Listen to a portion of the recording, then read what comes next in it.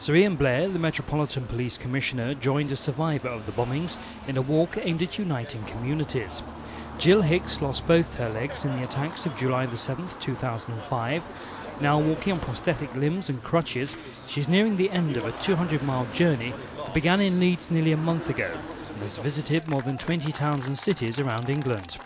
The Walk Talk project wants to encourage people to better understand each other through conversation. I think all these things have an impact. She has met people of every denomination. She's been in mosques, she's been in temples, she's been in synagogues, she's been in churches. She's met people of all faiths and no faith. And people will remember this name. I mean, this is the only way you can fight back, and she's doing it brilliantly.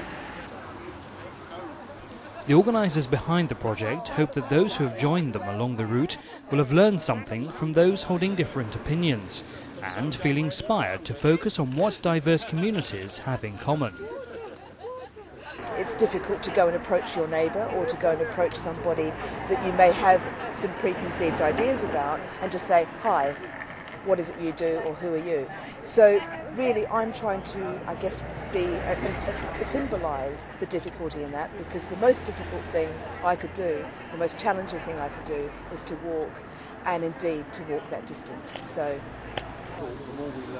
dozens of people of all ages and faiths gathered outside the synagogue in North London to greet the arrival of the walkers.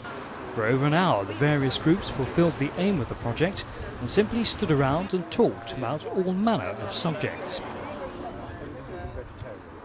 No, it's a very big interest. what happens with communities when a terrible tragedy has happened is we see that people come together and people talk to each other and they support each other, and humanity is pushed to the surface, it's visible.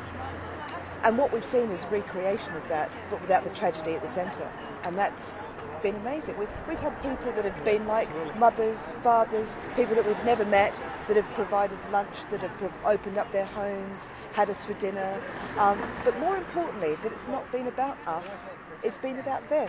That if you look over there, people are talking to each other.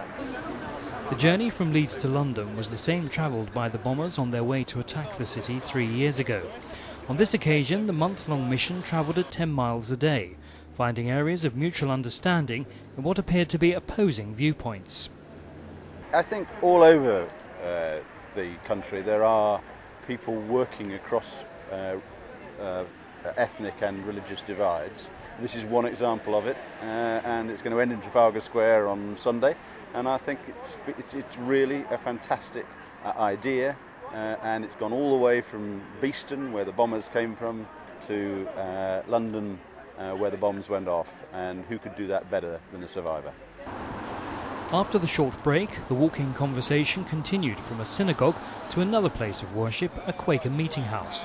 The police commissioner accompanied Jill and her team, who are now joined by local Jews, Muslims and Christians.